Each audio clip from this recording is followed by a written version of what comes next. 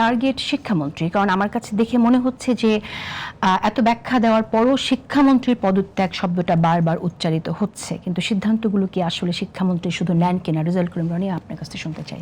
দেখেন, বাংলাদেশের সবচেয়ে ক্ষতিগ্রস্ত যে খাতগুলো তার একটি হলো শিক্ষা। বিগত আমলে শেখ হাসিনা পরিকল্পিতভাবে IMGPA5 মডেলে শিক্ষাকে নিয়ে গেছে এবং শিক্ষাকে ধ্বংস করার মধ্য দিয়ে আমাদের এমন একটা জেনারেশন হাসিনা তৈরি করতে চাইছিল যে জেনারেশনটা গণঅভ্যুত্থান না হইলে পুরো রটেন, পুরো ওয়েস্ট, এই জেনারেশনের কোনো সম্ভাবনা নাই, এরকমটাই ধরে নেওয়া হয়েছিল। এগুলো খাবে দাবে এবং ফুর্তি করবে এবং এরা বিনা পরীক্ষায় ওই অটো পাস করবে, সুতা হইলে পড়াশোনা করবে না, এরকম একটা জেনারেশনই তৈরি করার একটা প্রকল্প শেখ হাসিনার ছিল।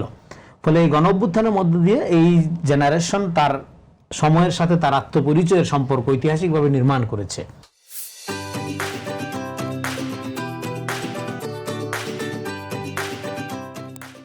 তো এখন গণঅভ্যুত্থানে জেনজি জেনারেশন একটা ঐতিহাসিক সাফল্য পেয়েছে গ্লোবালি, এটা প্রথম জেনজি গণঅভ্যুত্থান। এখন এই সফল মডেলের অনেক রকম ব্যর্থ প্রচেষ্টা, ব্যর্থ প্রয়োগ আমরা দেখেছি। দেখবেন যে যেই ওষুধ সবচেয়ে কার্যকারী হয় সেটা নকল সবচেয়ে বেশি বের হয়। একটা ভালো ব্যাটারি যদি দেখবেন সবচেয়ে ভালো কার্যকর করে যেটা, ওটার ওই নকল ব্যাটারি পাড়ায় মহল্লায়, হ্যাঁ, ব্যাটারি কারখানায় গড়ে ওঠে। একইভাবে গণঅভ্যুত্থানের এই যে জেনজির যে স্পিড, এইটা একটা সাফল্য অর্জন করেছে ফ্যাসিবাদের বিলোপের ক্ষেত্রে বা ফ্যাসিবাদকে এখান থেকে সমূলে মানে আপনার এই বিতাড়িত করার ক্ষেত্রে। ফলে এই মডেলটাই আপনার এখন আওয়ামী লীগ শিক্ষার্থী পরীক্ষার্থী লীগ হিসাবে ফিরে আসার ক্ষেত্রে ব্যবহার করছে। ওই যে এই গণঅভ্যুত্থানের যে মডেলটা, ছাত্রদেরকে, হ্যাঁ, আপনার ছাত্ররা তো এটা নিজ দায়িত্বে বন্দুকের সামনে নিজেদেরকে নিয়ে ঐতিহাসিক কর্তাসত্তার একটা আবির্ভাব ঘটেছিল গণঅভ্যুত্থানের মধ্যে। ফলে এটার যেহেতু একটা সফল মডেল আছে, এই মডেলটাকে তারা ব্যবহার করছে। আপনি যেটা বললেন আপনার আলোচনা, যে ওয়াকি টকি হাতে দেখা গেছে, এবং আমরা দেখছি যে আপনি যদি দেখেন সোশ্যাল মিডিয়াতে আওয়ামী লীগের পেজগুলো থেকে এমন কোনো প্রোপাগান্ডা নাই, হ্যাঁ, মানে 10 হাতে প্রোপাগান্ডা ছড়ানো হচ্ছে, আর 30% প্রোপাগান্ডা এবং অ্যাক্টিভিটির মধ্যে আমাদের তথাকথিত মেধাবীরা অংশগ্রহণ করেছে, হ্যাঁ, যেটা তারা সবসময় করে থাকে। ফলে 70% আওয়ামী লীগ। মেধাবীরা এখানে কেন অংশগ্রহণ করলো? মেধাবীরা শিক্ষামন্ত্রী কেন পদত্যাগ চায়? এখানে আরেকটা সায়েন্স আছে, সেখানে কোট আনকোট মেধাবী আপনি যাদের কথা বলছেন, মেধাবীরা কেন পদত্যাগ করছে, কারণ তারা মনে করে যে এটা সরকার বিপদে পড়লে, সরকারকে কোনোভাবে বেকায়দায় ফেলতে পারলে,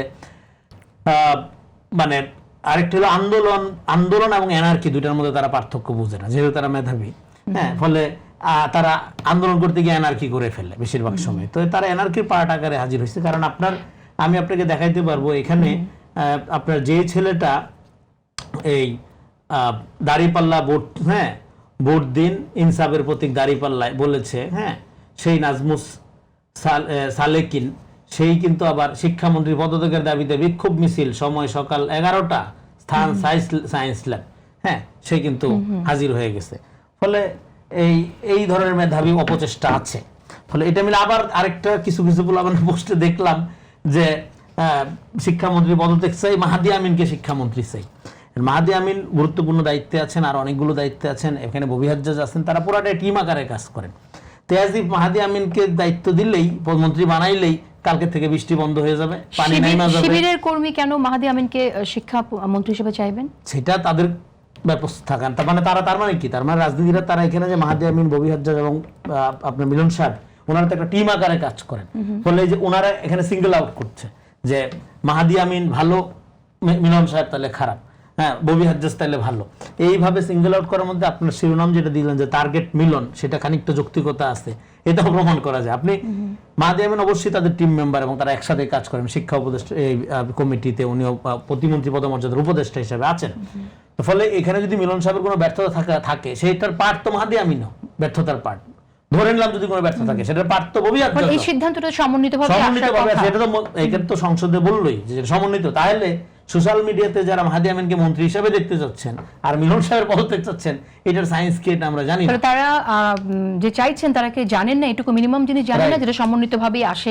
জানলে তো এটা চায়, তার মানে এখানে অনেকেই যার যার স্বার্থ, যার যার এজেন্ডা, সেটা দলীয়, তাহলে দলের ভিতরেও থাকতে পারে। আমি বলতেছি, আমি মোটা দাগে যেটা দেখতেছি আমি সেটা বলতেছি। তাহলে এখানে একটা ঘটনা কেন্দ্র করে ঘোলা পানিতে মাছ শিকারের যে চেষ্টা, যেটাকে বাংলায় বলে, সেইটা নানা রকম প্রচেষ্টা আমরা দেখতে পাচ্ছি এখন। আর ডেফিনেটলি এখানে পরীক্ষা বাতিল করা যেত কিনা, এই আলাপটা তো শনিবারের আলাপ, কারণ বৃষ্টি তো কয়েকদিন থেকে। আজকে সকাল থেকে তো কাঠফাটা রোদ, এবং ঢাকায় আজকে ওই অর্থে পানি নেই, পানি নেমে গেছে। ঢাকায় তো বন্যা ছিল না, জলাবদ্ধতা হয়েছিল। বন্যা যে এলাকায় হয়েছে চট্টগ্রাম, সেই পুরা বিভাগের পরীক্ষাই তো স্থগিত। এবং এটা তো মন্ত্রী ব্যাখ্যা দিয়েছেন সংসদে যে আবহাওয়া অফিস, ডিসি, ইউএনও তাদের সমন্বয়ে তারা বলেছে যে পরীক্ষাটা চালানো যেতে পারে। 5টা পর্যন্ত তারা ওয়েট করেছে, তারা আবহাওয়া ফোরকাস্ট দেখেছে, ফোরকাস্ট অনুযায়ী তারা সিদ্ধান্ত নিয়েছে। ফলে এখন পরীক্ষা হয়ে গেছে, সব হয়ে গেছে, প্রশ্নপত্রে ভুল যেটা সেটার সমাধানও বেরিয়েছে, নাম্বার অ্যাডজাস্ট করে দেওয়া হবে। দিয়ে দেওয়ার মধ্য দিয়ে এইটা এখন আন্দোলনের কোনো যৌক্তিকতা নাই। সেইখানে যেটা তৈরি হচ্ছে ডেফিনেটলি এখানে এই আন্দোলনটা করার মধ্যে সবচেয়ে বেশি ক্ষতিগ্রস্ত হবে শিক্ষার্থীরা, কারণ এই মুহূর্তে পরীক্ষা চলছে, তাদের টেবিলে থাকার কথা। ফলে যারা তাদেরকে টেবিল থেকে নিয়ে আইসা এখন উস্কাচ্ছে, তারা প্রথম ক্ষতি করছে শিক্ষার্থীদের। আরেকটা সমস্যা আছে ডেফিনেটলি, এই পরীক্ষাটা একটা আনটাইমলি অবস্থার মধ্যে পড়ে গেছে। ফুটবল বিশ্বকাপের মৌসুমে পড়াশোনা করতে বাচ্চাদের খুব কষ্ট হচ্ছে, এই সময় পড়ায় মন বসানোটা কঠিন। ফলে অনেকে আছে যে এই সময় পরীক্ষাটা না, কোনো সুতায় যদি না হয় তাইলে তারা খুশি হয়, এই অংশটাও আছে। ফলে এখানে নানা রকম গ্রুপ মিলে একটা আন্দোলন দানা বাঁধছে। আপনার জিজেক একটা কথা বলছিল যে আন্দোলন এবং এনআরকির মধ্যে পার্থক্য বুঝবেন আপনি। আন্দোলনের মধ্যে একটা ট্রু স্পিরিট থাকে, একটা প্রকৃত অর্থে একটা ইমপার্সোনাল একটা ইমানসিপেশন বা কল্যাণ বা মুক্তির ধারণা থাকে। আর এনআরকির মধ্যে পার্সোনাল ধান্দা থাকে, যার যার পার্সোনাল গোষ্ঠীগত ধান্দা থাকে। তো জিজেক বলছিল যে আমরা এমন একটা অবস্থার মধ্যে চলে গেছি যে আমরা কফি খাইতে চাই উইদাউট ক্যাফিন, আমরা হুইস্কি চাই উইদাউট অ্যালকোহল, আমরা ওয়ার্ল্ড কাপ চাই উইদাউট ফুটবল, এবং রেজাল্ট চাই উইদাউট এক্সামিনেশন, উইদাউট পরীক্ষা। সো এইরকম একটা প্রবণতাও কিন্তু আছে। আর একটা হাসিনার আমলের যে ক্ষতিটা, এই যে আপনার ধরেন যে অটো পাস দেওয়া, তারপরে হলো যে হ্যাঁ অটো পাসের এটা ক্ষতি তো হয়েছে, এটা কালচারালি পরিবর্তন হয়েছে। আর একটা হলো যে 18 বছর ধরে কাঠামোগতভাবে সবচেয়ে বেশি ক্ষতিগ্রস্ত যে সেক্টর, তার একটা হলো শিক্ষা।